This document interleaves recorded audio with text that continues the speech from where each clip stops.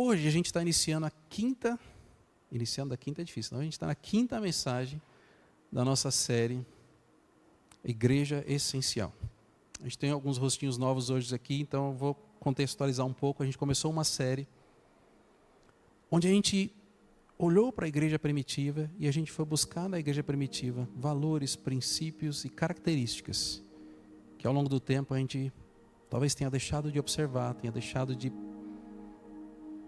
preservar. E muitas das coisas, pela nossa experiência, para a gente se sentir cada vez mais confortável, a gente foi deixando de lado algumas coisas que a igreja primitiva tinha.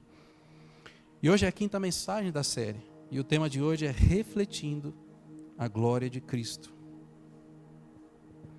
Eu sei que olhando para esse título, refletindo a glória de Cristo, vocês provavelmente já imaginam sobre o que eu vou falar. O título é um pouco explicativo, a gente está falando sobre igreja.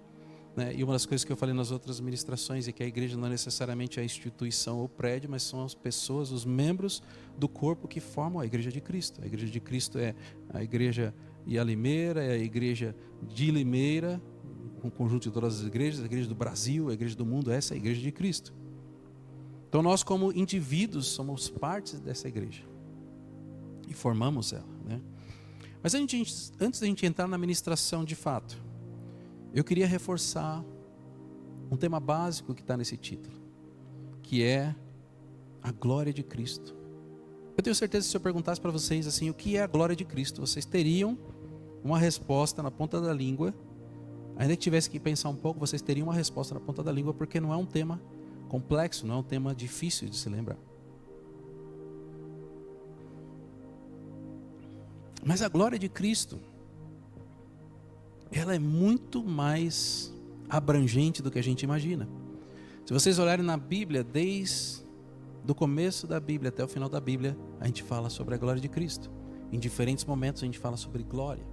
E é importante a gente entender isso antes de olhar para as nossas vidas e para a igreja, como a gente pode refletir a glória de Cristo. E ao longo da Bíblia, desde o começo dela até o final, a palavra glória tem diferentes significados. E dependendo do momento, do contexto, a palavra que é usada no original é diferente. Então, a forma como a palavra glória é usada na Bíblia, normalmente ela se complementa ao longo da Bíblia. Então, eu vou tentar resumir um pouquinho para vocês a palavra glória usada na vida de Cristo. A primeira coisa que a gente precisa entender é que Cristo existia antes da criação do mundo. A gente falou essa semana, não lembro com quem, sobre Gênesis 1 não ser o começo de todas as coisas, mas o começo de um mundo que já existia, de um Cristo que já existia. Então, Jesus existia muito antes daquilo. E a Bíblia diz que Jesus existia e ele tinha glória. A gente vai ver, se vocês quiserem anotar, eu não vou ler os versículos, mas Jesus chega e fala assim: Pai, glorifica-me com a glória que eu tinha antes da criação do mundo. Está em João 17,5.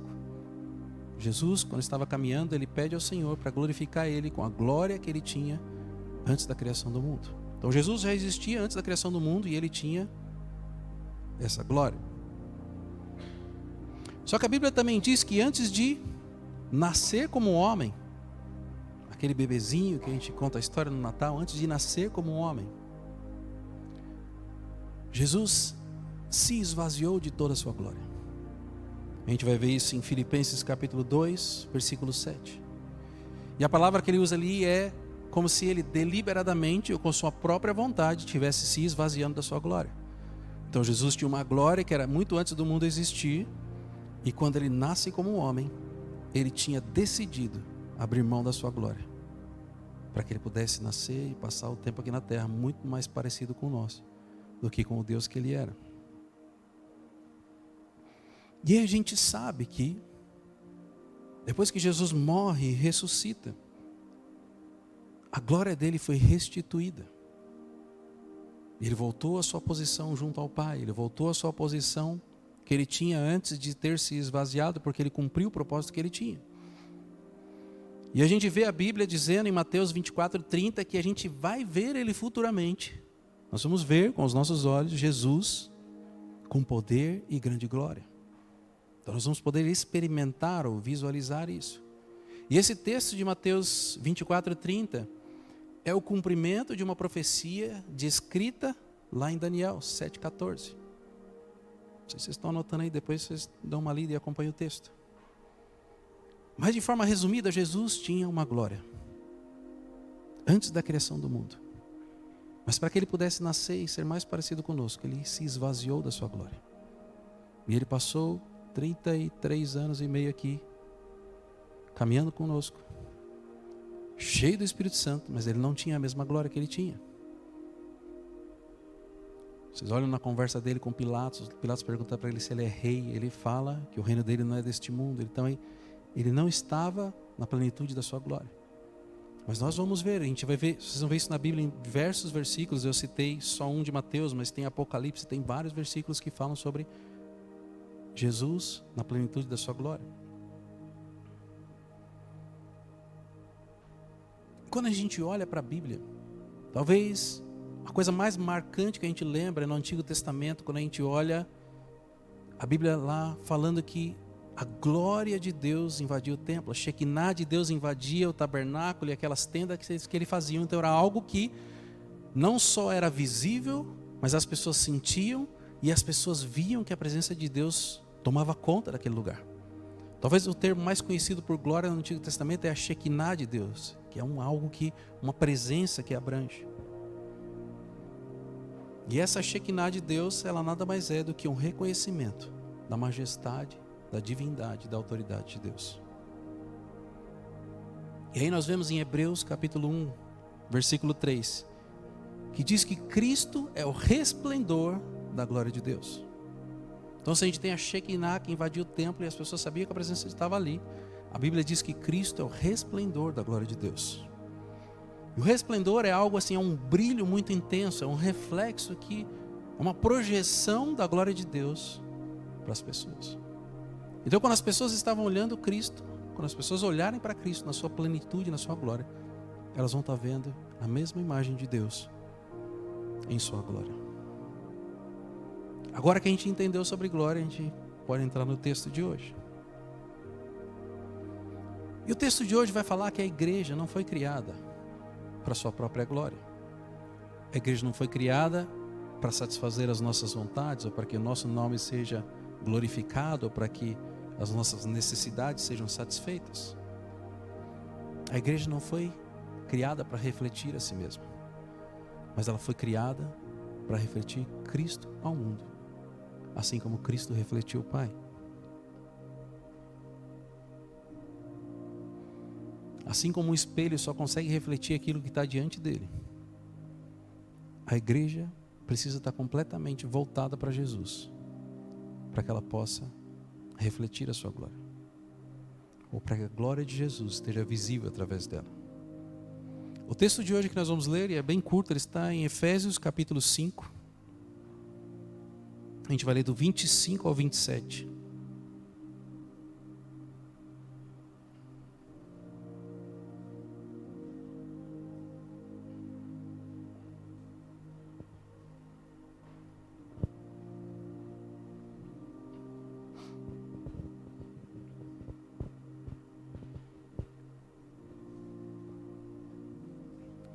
Tempinho só, quando eu paro de ouvir os barulhinhos das páginas, eu começo a ler. Essa é a parte mais gostosa do culto. Ouvir as pagininhas virando. Dá a sensação que a gente está resgatando a igreja antiga. Posso ler? Cristo amou a igreja e entregou-se por ela para santificá-la, tendo-a purificado pelo lavar da água mediante a palavra, e para apresentá-la a si mesmo como igreja gloriosa, sem mancha, nem ruga ou coisa semelhante, mas santa e inculpável. Talvez quando a gente olhe para esse texto, a gente se sinta, pelo menos eu me sinto confrontado, de imaginar que Jesus morreu pela sua igreja para que ele pudesse resgatá-la e limpá-la. E ele tem uma expectativa de que essa igreja se apresente a ele novamente. Mas talvez a igreja não esteja exatamente como ele descreve aqui, ou como ele espera.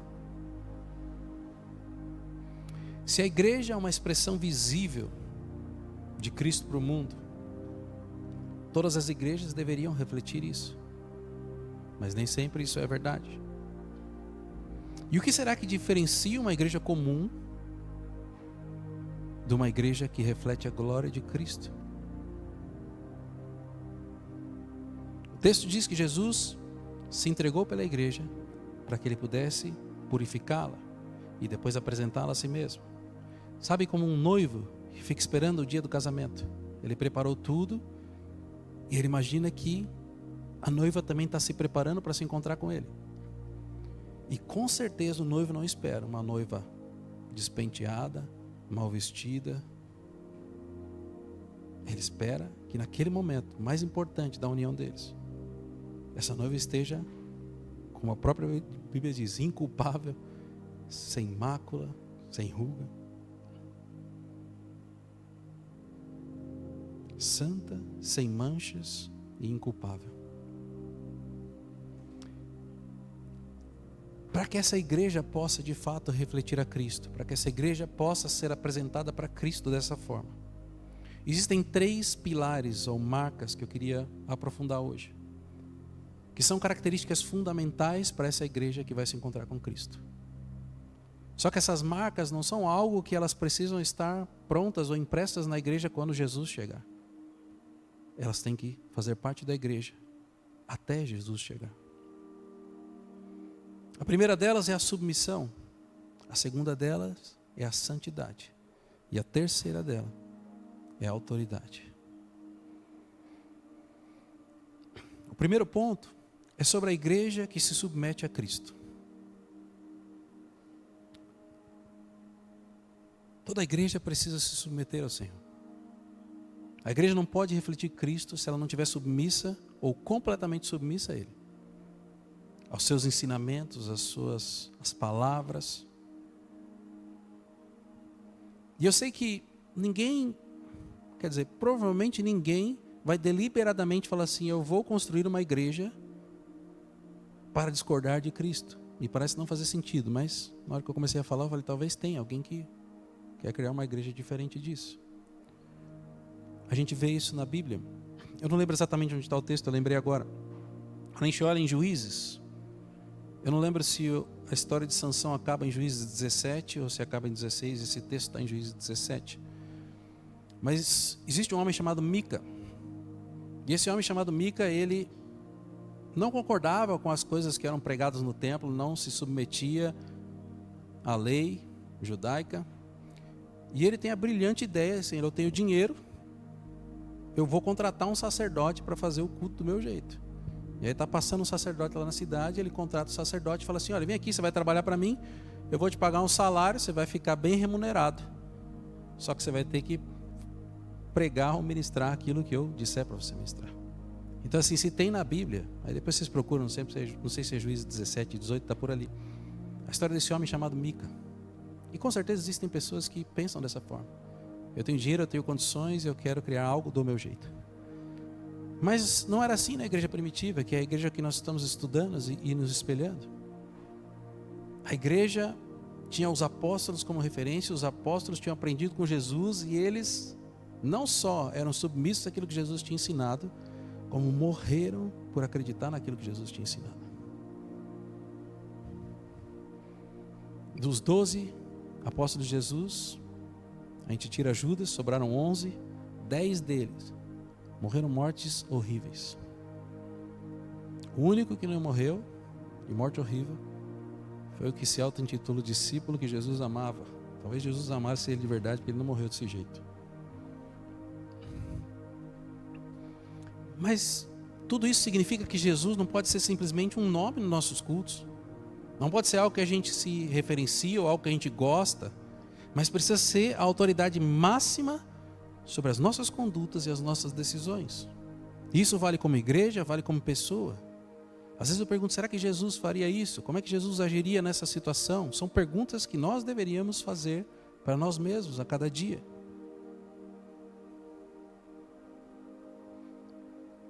E existem 2 características dessa submissão que eu quero reforçar.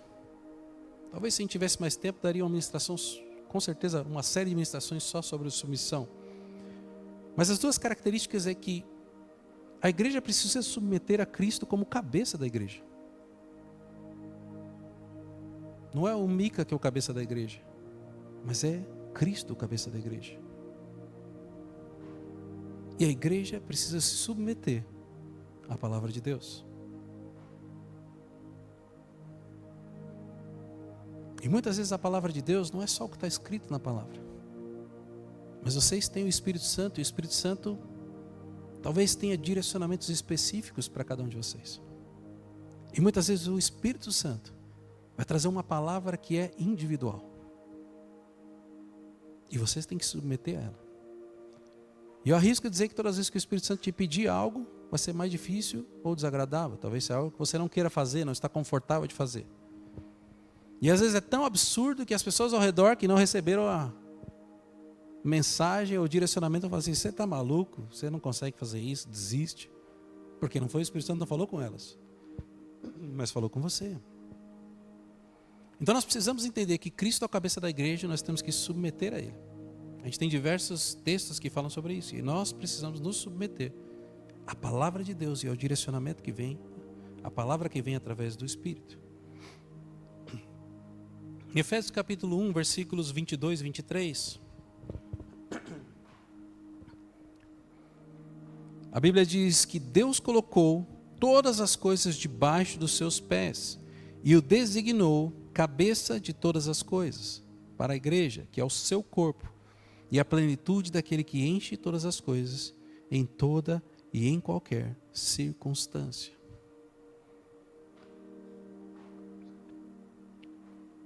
Provavelmente todos nós começamos a nossa caminhada submissos a Cristo.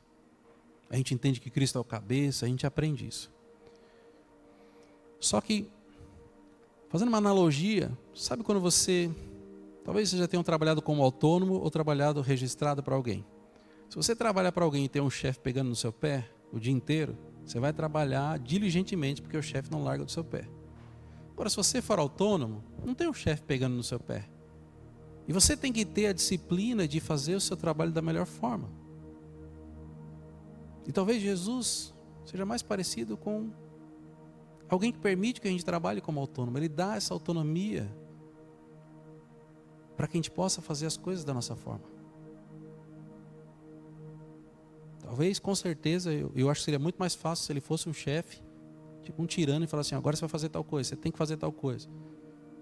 Às vezes eu brinco, né, que a nossa vida seria mais fácil se fosse igual como foi com Ananias e Safira. Contou mentira, morreu na hora. A gente não ia pecar nunca mais. Se a gente soubesse pecou, morreu, a gente não pecava mais, porque a gente sabia da consequência.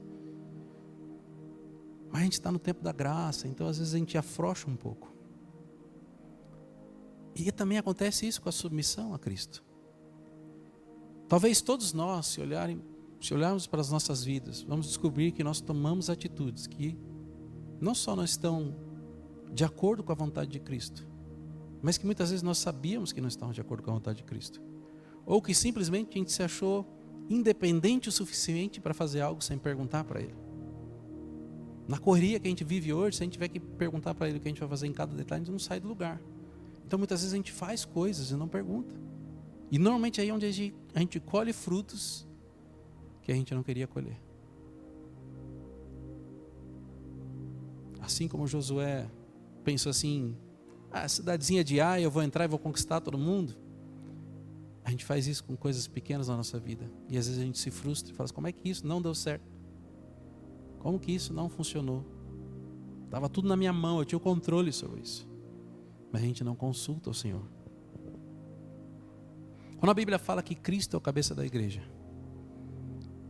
é porque Ele que vai nos direcionar, Ele que vai nos guiar, Ele que vai dar a última palavra, Ele que vai nos confrontar, Ele que vai dizer assim: olha, você está fazendo errado, vai puxar nossa orelha, volta para o caminho. A Bíblia fala que Deus disciplina aqueles que Ele ama. Talvez vão ser disciplinados para que a gente entre no eixo.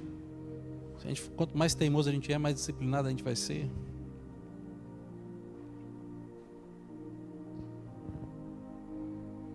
A questão é, será que como indivíduos e como igreja de Cristo, nós temos buscado a direção dEle para as nossas vidas para a igreja? Ou será que a gente muitas vezes tem sido guiados por influências, métodos humanos, aquilo que a gente acha, aquilo que a gente gosta? Essa é a reflexão que nós temos que fazer. Se você olha para a igreja primitiva, essa resposta era muito clara. Eles não eram guiados por métodos humanos, tirando a análise de Safira, que já foram eliminados de cara. Não eram guiados por métodos humanos, não eram guiados por aquilo que eles acreditavam ou achavam. Mas eles estavam completamente submissos àquilo que Cristo havia ensinado. Quando a gente fala sobre a submissão à palavra de Deus, Tiago diz, no capítulo 1, versículo 22, sejam praticantes da palavra e não apenas ouvintes, enganando a vocês mesmos. Não adianta a gente ouvir a palavra, não adianta a gente se encher da palavra, estudar, se a gente não praticar aquilo que a gente aprende. Talvez nos dias de hoje já está difícil alguém estudar a palavra, porque a correria é muito grande, as pessoas estão sendo roubadas no tempo, então não são todas que têm esse tempo para se dedicar à palavra, mas elas precisam. Só que além disso, não adianta eu só aprender e a gente brinca que eu sou gordo de conhecimento, né? O cérebro vai crescendo, vai engordando de conhecimento, mas eu não exercito, eu não coloco aquilo em prática. Porque é muito do aprendizado, muito das marcas que Cristo vai imprimir na sua vida. Não é quando você está lendo ou quando você está aprendendo, mas é quando você está vivendo e experimentando. Eu dei esse exemplo esses dias. Se você nunca orar por alguém, as pessoas nunca vão ser curadas.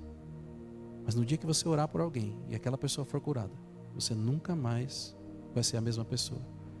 A sua fé vai dar um salto que você não conseguiria lendo a Bíblia inúmeras e inúmeras vezes. Porque é uma experiência, algo que transcende o racional. E aí eu dei um exemplo de cura, mas pode ser para qualquer outras coisas.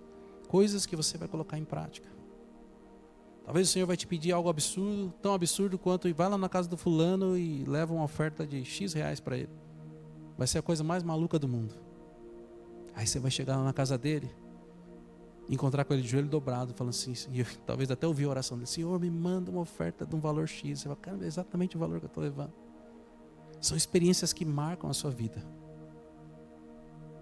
Primeiro você precisa estar cheio da palavra. E quando eu disse, a palavra não é só o que a gente lê, mas muitas vezes o direcionamento do Espírito Santo. Que o Espírito Santo pode te desafiar a fazer algo. E você só vai crescer e experimentar novos patamares se você de fato obedecer e experimentar a vontade dele. Quando a gente fala sobre se submeter à palavra, talvez seja muito claro quando o Espírito Santo nos dá um direcionamento. Porque Deus não vai pedir aquilo que está sobrando para você. Olha, você está com tempo livre, vai fazer alguma coisa com esse tempo livre. Você está com milhões na conta, doa 100 reais para alguém. Porque Deus precisa trabalhar na sua vida, Deus precisa trabalhar na vida das outras pessoas, Deus precisa trabalhar nas pessoas que estão ao seu redor. Então não vai ser fácil, do ponto de vista confortável que a gente gostaria que fosse. E talvez seja a forma dele mostrar que não é sobre o que nós podemos fazer, mas é sobre o que ele pode fazer através das nossas vidas. Uma igreja que se submete a Cristo, vive de acordo com a sua palavra, sem distorções e sem adaptações para agradar o mundo. Talvez você já tenha experimentado situações dentro da igreja onde a igreja ficou mais parecida com o que era o mundo do que com o que deveria ser uma igreja. Tem coisas que às vezes acontecem dentro da igreja de Cristo hoje que a gente se escandaliza. Às vezes as pessoas estão até acostumando, não estão se escandalizando mais. Mas você olha assim e fala assim, poxa, como é que alguém permite que isso aconteça dentro de uma igreja? Não que o prédio seja sagrado ou seja santo, mas o ambiente não é para aquilo. Uma tentativa de agradar as pessoas e atrair multidões, as pessoas estão mudando o formato da igreja. E o que eu quero dizer para vocês é que Jesus nunca mudou quem ele era. Todas as pessoas que chegaram diante dele foram confrontadas. E elas tiveram que decidir mudar. O Valentim lembrou esses dias sobre Zaqueu. viu uma pregação de Jesus, foi confrontado e foi procurar Jesus, subiu na árvore lá. E depois falou para Jesus que ele ia restituir tudo aquilo que ele tinha roubado das pessoas. Ia devolver aquilo que estava injusto e aquilo que ele tinha roubado, ia devolver muitas vezes mais. Não existe um Jesus que não confronta, porque a palavra confronta. Quando você lê a palavra, dificilmente você vai sair de lá e falar assim: poxa, como eu sou bom, olha só, eu fiz tudo certinho até aqui e nunca errei nada. É impossível que você consiga ler a Bíblia e você saia dessa forma. Porque o evangelho que Jesus pregava era um evangelho de arrependimento. Por conta da nossa natureza, nós precisamos ser confrontados para que nós tenhamos a oportunidade de nos arrepender. Então nós precisamos de uma igreja cheia de pessoas que estão dispostas a submeter as suas vidas a Cristo como cabeça. E cheias de pessoas que estão dispostas a submeter a sua vida à palavra de Deus e ao direcionamento do Espírito Santo. A submissão total a Cristo é o primeiro passo para refletir a glória dele. Se você não consegue se submeter a Cristo em todas as coisas, dificilmente você vai ser um reflexo da glória dele para as pessoas que não conhecem.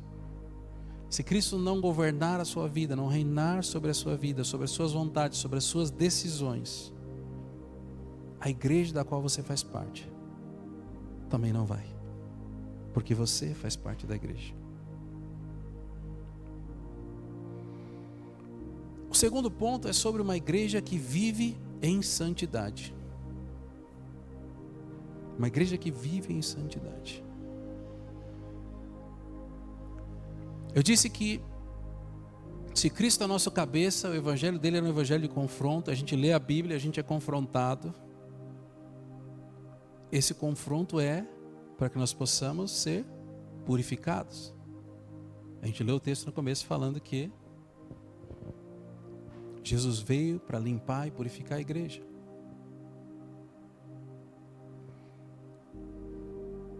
Se nós formos confrontados, nos arrependermos,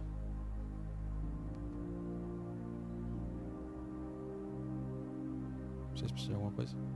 Está tudo bem?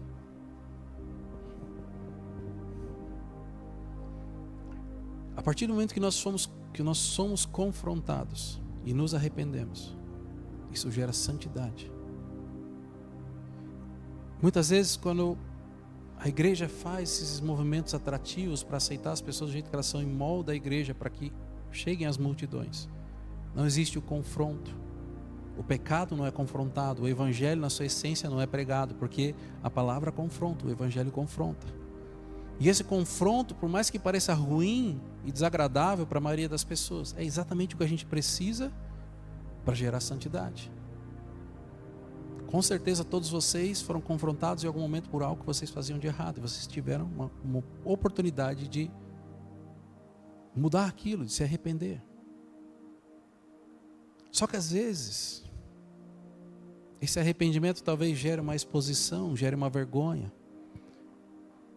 E a igreja não tem levado tão a sério como deveria a confissão dos pecados como deveria. E a gente não está falando de confissão dos pecados, de chegar a expor os pecados das pessoas para todo mundo. Existem alguns pecados sim que a Bíblia diz que precisam ser expostos para a igreja, para que sirvam de exemplo. Mas a confissão dos pecados é algo importante, porque eu lembro quando eu converti que as pessoas falavam sobre o pecadinho de estimação, você já deve ter ouvido isso, que é tipo um cachorrinho, filhotinho, que a gente vai cuidando, que a gente vai alimentando, e ele vai crescendo, e a gente não olha mais para ele como um pecado. A gente precisa do ambiente com os irmãos, para que a gente possa, muitas vezes, ser confrontado pelo irmão, muitas vezes ser confrontado pela palavra, mas também precisamos de reconhecer que pecado é pecado. Não existe pecadinho que possa passar desapercebido. Muitas vezes a igreja tem deixado essas coisas percorrerem. Eu costumo dizer para as pessoas que quando uma pessoa cai, às vezes uma pessoa famosa cai, ela não caiu por conta daquele pecado naquele momento, mas ela já tropeçou muito tempo antes e ela foi levando e empurrando aquilo. Só que chega uma hora que aquilo fica tão escancarado, tão visível, que ela não tem mais como esconder. E entenda que Satanás é astuto, ele sabe do pecado, mas ele não precisa expor o pecado no primeiro momento. Ele precisa criar todo um ambiente onde a pessoa vai se amarrando cada vez mais, onde outras pessoas vão ser envolvidas, para que na hora que ele possa cobrar o preço do pecado, a exposição seja maior, a vergonha seja maior. E muitas vezes talvez nem tenha ponto de retorno para a maioria das pessoas. As pessoas ficam tão envergonhadas com aquilo que elas desistem de voltar à vida que elas viviam antes, de buscar aquilo que elas viviam, ou do chamado que elas tinham para suas vidas. Mas uma igreja que decide se submeter a Cristo não pode ser uma igreja que se parece com o mundo. Não tem como a gente querer ser parecido com Cristo e ser parecido com o mundo. Então as nossas vidas, as nossas escolhas, os nossos valores precisam ser diferentes das coisas do mundo. Porque a santidade confronta o pecado e traz à luz aquilo que é certo ou errado para que haja restauração. Então a santidade precisa ser uma marca registrada da igreja. E essa marca registrada precisa ser um testemunho para as pessoas que estão ali fora. Em 1 Pedro capítulo 1, versículos 15 e 16 diz: mas assim como é santo aquele que os chamou, sejam santos vocês também em tudo o que fizerem. Pois está escrito: sejam santos porque eu sou santo. A santidade não é uma medida de religiosidade onde a gente vai ser melhor do que os outros. A palavra santo na Bíblia diz que nós somos separados. Ser santo é ser separado, e principalmente separado do mundo, separado do pecado. Essa separação que nós temos do mundo é para que nós possamos viver a nossa vida exatamente conforme a palavra de Deus nos ensina e conforme a vontade de Deus para as nossas vidas.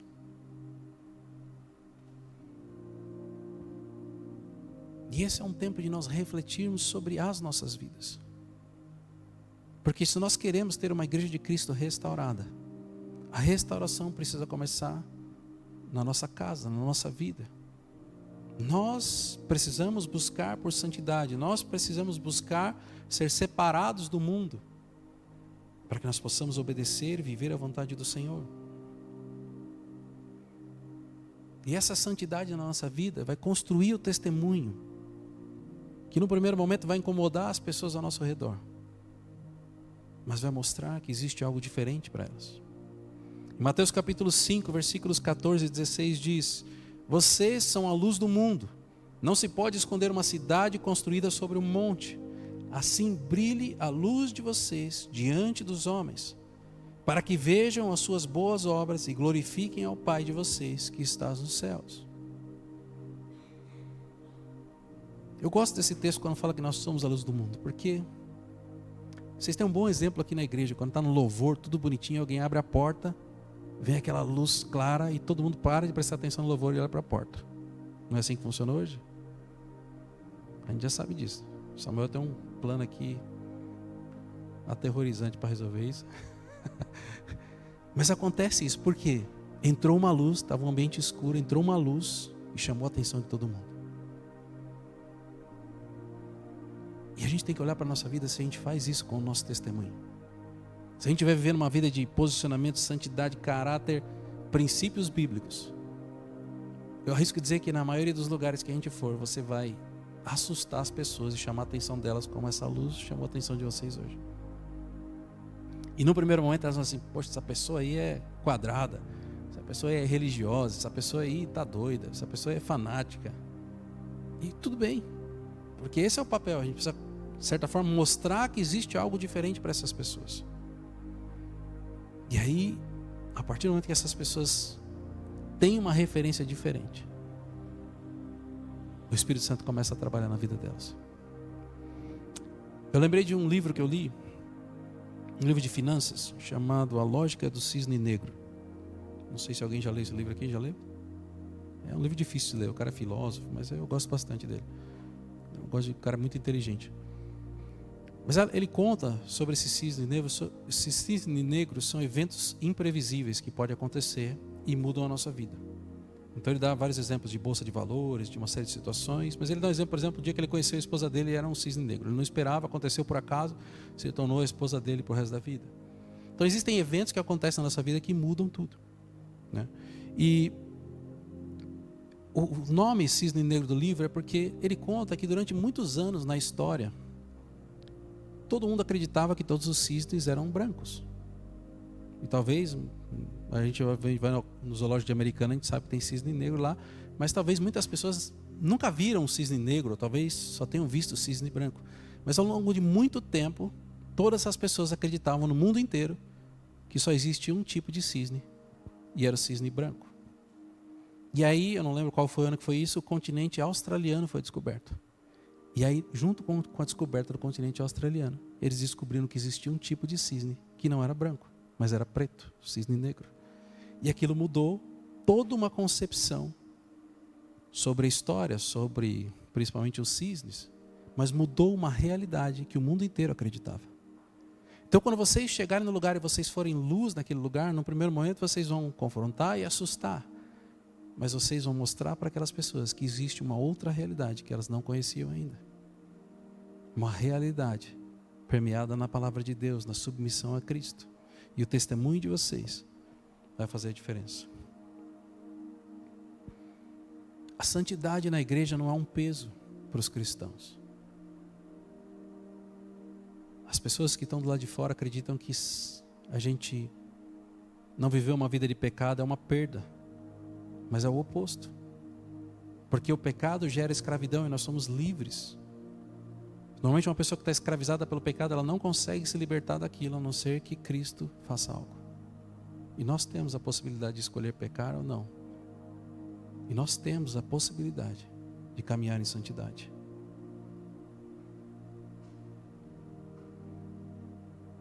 A nossa igreja, a igreja de Cristo, precisa ser como essa luz que brilha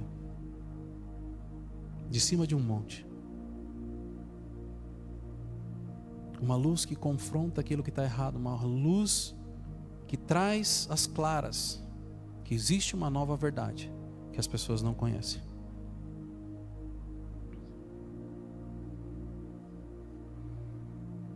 A santidade não afasta as pessoas de Cristo, mas ela atrai. Lembre-se que no primeiro momento elas podem se sentir confrontadas, elas podem não entender, mas a partir do momento que elas descobrirem que existe um cisne negro, o Espírito Santo vai começar a trabalhar na vida delas. Elas só precisavam de um pontapé inicial. Não é você que convence, a Bíblia diz que é o Espírito Santo que convence do pecado. Então não é nosso papel apontar dedos e acusar as pessoas, mas é testemunhar através das nossas atitudes, através das nossas palavras, através da nossa fé, através do nosso testemunho, o Cristo que a gente conhece. E o terceiro ponto fala sobre uma igreja que anda em autoridade. A submissão a Cristo nos leva à santidade. E a santidade nos leva a um nível de intimidade com Ele, que faz com que a gente possa exercer a autoridade. A igreja não foi chamada ou idealizada por Cristo para ser passiva, para ficar entre as quatro paredes escondida, mas é para ser uma representante do reino de Deus aqui na terra. A gente falou sobre isso em algumas ministrações algum tempo atrás. Só que a autoridade espiritual ela não vem sobre cargos que nós podemos escolher. Eu poderia pegar e distribuir cargos para cada um de vocês aqui e dar um nome para o cargo. Isso não é autoridade que vem do alto, mas essa autoridade é conquistada através da obediência a Cristo, através da submissão a Cristo. Não existe autoridade sem submissão. Não existe submissão sem honra. Então nós precisamos reconhecer. Acho que ela está com frio? Está com frio? Talvez esteja gelado mesmo. Eu estou meio gelado. Vê se não precisa aumentar um pouco aí. Estou vendo que ela está toda encolhidinha. Está dando até dó assim. Tá?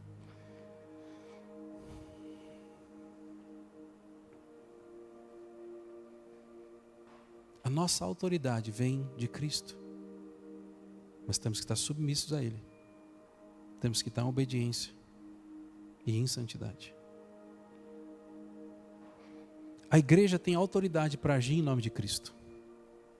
Talvez vocês se lembrem, eu falei que Jesus ressuscitou. A primeira coisa que Ele diz, Ele fala assim: foi-me dada toda a autoridade no céu e na terra. Portanto, vão.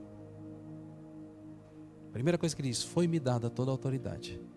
Talvez se a gente pudesse parafrasear Ele assim: olha, agora eu tenho toda a autoridade, mas eu estou dividindo com vocês para que vocês executem uma missão. Então a igreja tem autoridade para agir no nome dEle. E essa autoridade só vai ser demonstrada se nós buscarmos intimidade com Ele. Porque não adianta eu ter autoridade e não conhecê-lo. Não adianta eu ter direitos legais se eu não saber que eu tenho direito de alguma coisa. Imagina que vocês receberam uma herança, mas vocês não sabem. A herança vai ficar lá parada. Então essa autoridade que Jesus delegou para nós, está à nossa disposição. Mas se eu não conhecer sobre ela, se eu não buscar conhecer o que Ele deseja e por que Ele colocou isso sobre as nossas vidas, eu nunca vou conseguir experimentar isso na plenitude. Em Lucas capítulo 10, versículo 19 diz: eu lhes dei autoridade para pisarem sobre cobras e escorpiões, e sobre todo o poder do inimigo. Nada lhes fará dano. Aqui é um exemplo de texto sobre autoridade. Tem texto que fala que a gente imporia as mãos sobre os enfermos, eles seriam curados. Tem texto que fala que a gente expulsaria demônios no nome dele. Tem uma série de textos falando de coisas que nós deveríamos fazer. Mas talvez, se vocês olharem para a igreja de hoje, não são todas as igrejas que experimentam isso. A gente estava falando esses dias, acho que foi a Eline que falou, a igreja não tem mais milagres, não tem mais essa demonstração de poder de Deus. E a Bíblia diz, o apóstolo Paulo diz, o evangelho não consiste somente em palavras, mas em poder, e essa palavra poder, no grego é exousia, que significa autoridade. O evangelho não é só palavra de falar, mas também precisa ter autoridade sobre aquilo que está sendo pregado. E a igreja tem essa autoridade, mas não está usufruindo, talvez por falta de conhecimento ou talvez por falta de intimidade com Cristo. A gente leu um texto, acho que foi na primeira mensagem da série, que falava que as portas do inferno não conseguiriam resistir à igreja. Por que elas não conseguiriam resistir? Eu dei o exemplo das portas fechadas e a igreja querendo avançar para aquelas portas. Não conseguiria resistir, porque a igreja tem autoridade para romper sobre as trevas.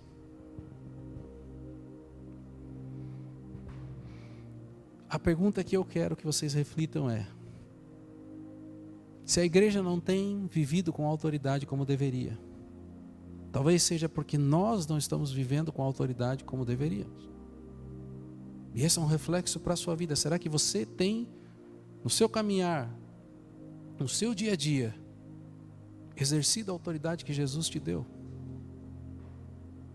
Porque a igreja é o conjunto dessa autoridade somada para a execução de um plano, para a execução da vontade de Deus.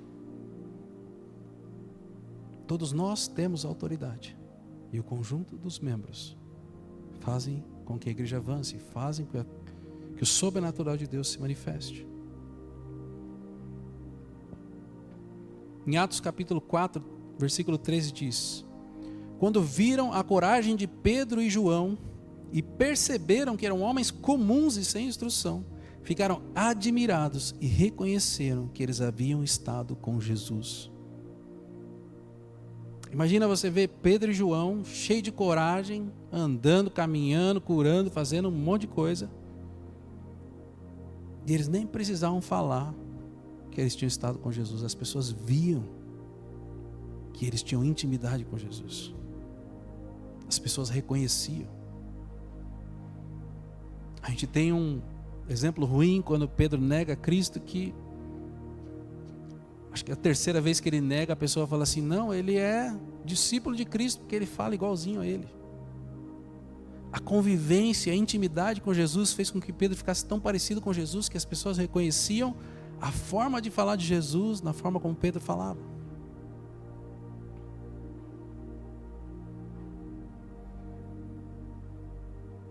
Mas o que esse texto quer dizer é que a autoridade da igreja não vem sobre métodos ou a capacidade humana. Não é sobre o dinheiro do Mica, não é sobre o influencer famoso, não é sobre aquilo que nós podemos fazer. Eles dizem que quando viram a coragem de Pedro e perceberam que eram homens comuns e sem instrução. O que chamou a atenção daquele povo? Que eles eram comuns e sem instrução. Provavelmente a coisa que mais estava chamando a atenção deles é que eles tinham instrução e pareciam ter instrução e pareciam ser pessoas diferentes daquilo que eles estavam sendo apresentados. E o que impacta eles é que eles descobrem que não era sobre quem eles eram, porque aquilo que eles eram não permitiria que eles fizessem as coisas que eles estavam fazendo, não permitiria que eles tivessem a coragem que eles estavam tendo.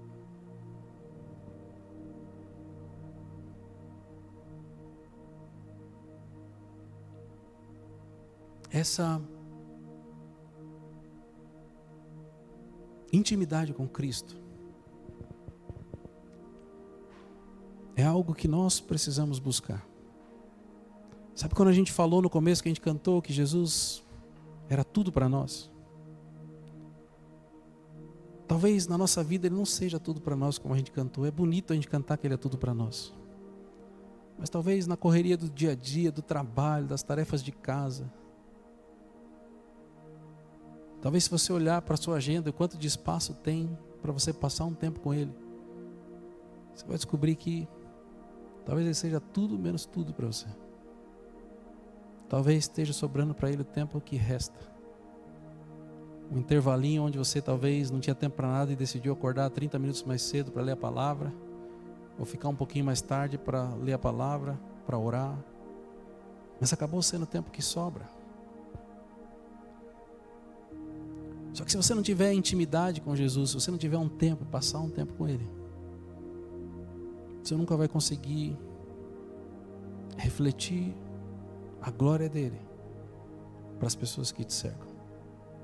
E eu sei que todos vocês começaram pensando: eu quero ser uma pessoa que reflete a glória de Cristo. Mas existe um preço. A gente tem um preço para tudo. Se eu precisar de dinheiro no final do mês, eu tenho que trabalhar. Se eu precisar ter um corpo bonito, eu tenho que ir para a academia. Para ter intimidade com Cristo, existe um preço. Você precisa se dedicar a isso. Talvez você tenha um amigo ou uma amiga que é muito próximo. E vocês têm intimidade, vocês se conhecem muito bem. Parece que quando você conhece uma pessoa, antes da pessoa falar, você já sabe o que ela vai falar. Pega esse exemplo do seu melhor amigo. Esse deveria ser o seu relacionamento com Cristo. E se você construir isso, talvez vai ter momentos onde você não vai conseguir estar tão dedicado a esse relacionamento. Mas quando você se encontrar com Jesus, Ele vai olhar para você e você vai saber que você está fazendo exatamente o que deveria, porque você o conhece. Talvez a intimidade com Jesus te custe tempo. Talvez te custe um investimento. Talvez você vai ter que comprar uma Bíblia nova de estudo para você se aprofundar. Talvez você vai ter que separar um tempo para buscá-lo, para orá-lo. Talvez algumas madrugadas orando, eu não sei. Mas você precisa encontrar esse tempo para que você desenvolva intimidade com Ele. Porque a coisa mais importante sobre a autoridade não é aquilo que você pode fazer, mas é aquilo que você pode fazer que está alinhado com a vontade dEle.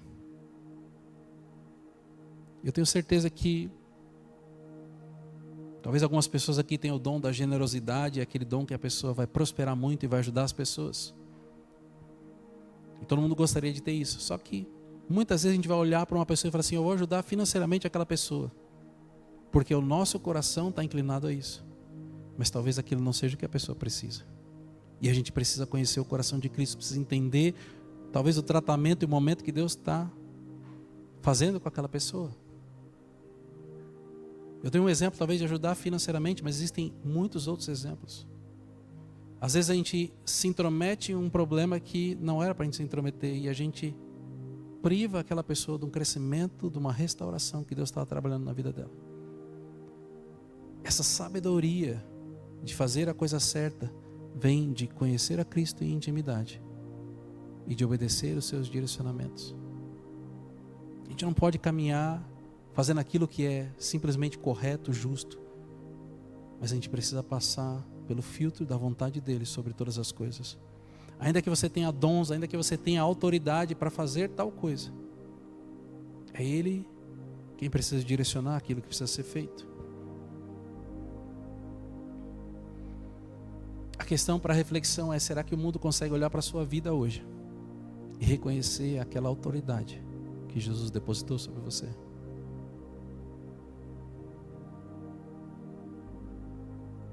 A parte boa é que, se não conseguir, se você entender que precisa de uma restauração, o caminho está traçado. É pedir perdão e falar: Senhor, eu quero que as pessoas reconheçam essa autoridade na minha vida. Eu quero ser usado por Ti para fazer a Tua vontade, não a minha. A igreja não precisa se esconder ou ter medo do mundo, mas quando a gente está vivendo debaixo da autoridade dEle, vivendo em santidade, a gente vai simplesmente agir representando o seu nome, e tudo aquilo que for a vontade dEle, nós vamos experimentar o sobrenatural de Deus. Queria que vocês ficassem de pé, a gente já vai encerrar. Eu só vou ler mais um texto que está em 2 Coríntios capítulo 3, eu vou ler o versículo 18.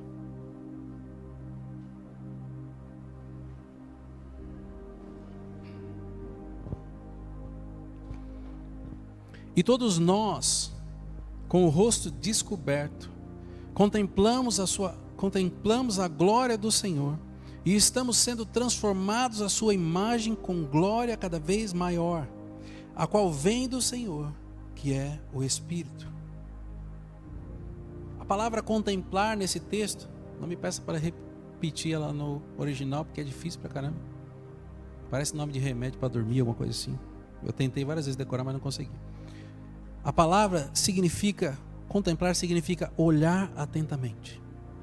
Então eu estou olhando e prestando atenção naquilo que eu estou vendo. E a palavra transformados, essa eu decorei, é a palavra metamorfo, que significa uma mudança radical. Então quando a Bíblia diz que quando nós estivermos olhando atentamente para Ele, nós vamos estar sendo transformados de uma forma radical. Se nós prestarmos atenção nele, por isso que a intimidade é importante, se nós olharmos para Ele, prestando atenção nele, nós seremos transformados de uma forma radical. E quanto mais nós olharmos para Cristo, mais nós seremos transformados. E quanto mais estamos sendo transformados através do Espírito Santo, Ele começa a fluir na nossa vida, e o mover dele na nossa vida vai refletir a glória de Cristo para as pessoas que estão ao nosso redor.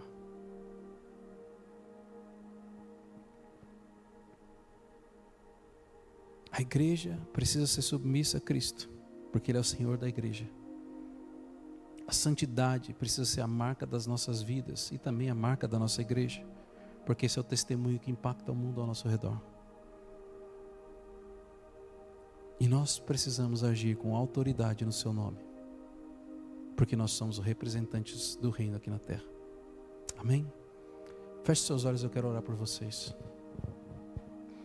Senhor, na autoridade do nome de Jesus, Pai, eu coloco diante de Ti, Senhor, cada um dos Teus filhos e filhas, Pai. Eu não sei, Senhor, aquilo que o Teu Espírito Santo ministrou ao coração de cada um deles, Pai. Mas eu sei que talvez tenham pessoas que querem se colocar diante de Ti nesse momento, Senhor. Talvez arrependidas por algo que o Espírito Santo ministrou ao seu coração. Talvez, Senhor, arrependidas por não estar vivendo de acordo com a Tua palavra, Senhor. Eu oro, Senhor, em nome de Jesus, Senhor, para que, se existe alguém que precisa ser curado, tratado, restaurado nessa manhã, Senhor, que a pessoa não saia daqui da mesma forma que entrou, Senhor, mas que ela aproveite essa oportunidade contigo. Não é sobre o pastor Renato, não vai precisar vir aqui na frente, é entre você e o Senhor. Porque a igreja de Cristo precisa de uma restauração, ela precisa voltar para a sua origem e resgatar valores e princípios que foram perdidos ao longo do tempo. E esses valores só vão ser resgatados se eles forem resgatados na sua vida. Talvez você tenha um papel muito mais importante na igreja de Cristo do que você imagina. E esse é o momento de você conversar com o Senhor e colocar diante dele aquilo que talvez você saiba que precisa ser consertado. Talvez seja o seu tempo de intimidade com ele, talvez você nem tenha tempo de intimidade com ele, talvez você não tenha tempo de ler a palavra, e esse é o momento de você pedir ajuda para que ele possa te ajudar a restaurar aquilo que sempre deveria ter acontecido. Senhor, olha, Senhor, para os teus filhos e filhas agora, Senhor. Ouve, Senhor, a oração, o arrependimento, Senhor, e o pedido de perdão de cada um deles, Pai. E não simplesmente restaura, Senhor, aquilo que nunca deveria ter sido destruído, roubado, Senhor. Mas eu oro, Senhor, para que o Senhor nos levante como referência nesse tempo, Senhor, porque a tua igreja precisa de pessoas como referência, Senhor. Da mesma forma como nós falamos que nós precisamos ser luz para iluminar o mundo lá fora que não te conhece, muitas vezes nós precisamos ser luz para iluminar o mundo dentro da igreja, Senhor. E, Senhor, eu oro para que o Senhor levante os teus filhos e filhas, Senhor, a despeito da igreja que eles vão estar frequentando amanhã ou daqui a alguns anos, Senhor, mas para que o Senhor levante eles como referência, Senhor, e autoridade que vem de Ti, Senhor. Que eles possam buscar intimidade contigo a ponto de ouvir de Ti, Senhor, aquilo que eles precisam fazer ou aquilo que o Senhor tem para a sua igreja. Eu declaro caindo por terra, Senhor, toda amarra, Senhor, toda prisão, Senhor, que o pecado pode ter gerado, Senhor. Eu declaro agora as prisões espirituais sendo abertas, Senhor, as cadeias sendo quebradas, Pai. Traz, Senhor, um tempo de libertação para os teus filhos, que o teu Espírito Santo possa passar, Senhor, rompendo, Senhor, toda amarra, Senhor, todo vício, Senhor. Pai, o Senhor conhece os teus filhos e filhas. O Senhor conhece, Senhor, o mais profundo de coisas que talvez eles nem tenham coragem de se expressar, Senhor. Mas eu oro para que o Senhor vá trabalhar, Senhor, naquilo que está escondido, que está guardado, Senhor.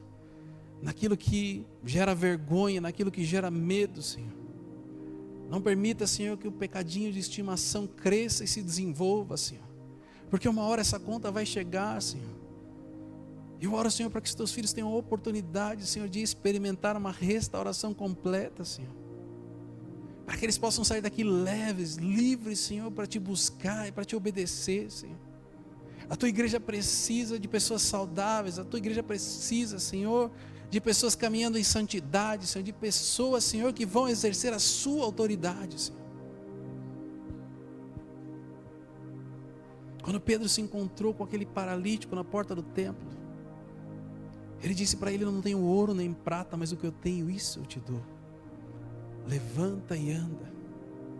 Essa é a igreja, Senhor, que nós precisamos resgatar, Senhor. Uma igreja que talvez não tenha ouro e prata, mas que o paralítico levanta e anda, Senhor.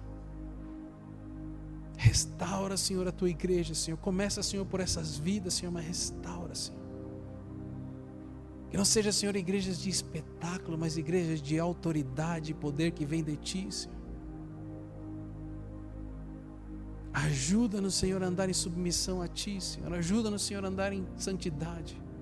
E ajuda-nos, Senhor, a aprender contigo, Pai, a exercer a autoridade que o Senhor derramou sobre nós, Pai. Eu te agradeço, Senhor, por esse dia. Eu te agradeço, Senhor, por cada vida que está aqui, Senhor. Porque eu creio, Senhor, que o Senhor trouxe as pessoas que precisavam ouvir essa mensagem para que elas possam ser seus instrumentos onde quer que elas estejam, Senhor. E eu oro, Senhor, em nome de Jesus, Senhor, para que a mesma coragem que Pedro e João tinham, que as pessoas ficaram impressionadas, Senhor, que ela venha tomar conta dos teus filhos, Senhor. Que eles não se envergonhem, que eles não se omitam, para que eles saibam, Senhor, que toda a autoridade foi dada a Ti. E com essa autoridade o Senhor nos enviou em uma missão, Pai. Usa, Senhor, a vida dos teus filhos e filhas poderosamente, Senhor, para que eles possam experimentar, Senhor, muito mais do que eles têm sonhado, pensado ou imaginado, Senhor. Em nome de Jesus, Senhor. Eu oro, Pai, para que o Senhor leve os teus filhos e filhas em segurança para suas casas, Senhor. Que eles possam continuar sentindo a Tua presença, que eles possam continuar, Senhor, ouvindo a Tua voz, Senhor. E que eles possam experimentar, Senhor, um tempo de intimidade contigo, Senhor, tão gostoso, Pai. Que eles sintam falta, esperem, Senhor, ansiosamente pelo próximo dia, onde eles vão se encontrar contigo novamente, Pai. Não permita que eles continuem sendo roubados desse tempo de intimidade contigo, Senhor. Mas restaure e levanta a sua igreja, Pai. Em nome de Jesus. Em nome de Jesus. Que Deus abençoe, que vocês tenham uma semana tremendamente abençoada na presença do Senhor. E que o Senhor possa continuar se movendo e trabalhando em cada detalhe na vida de vocês. Em nome de Jesus. Deus abençoe, uma excelente semana.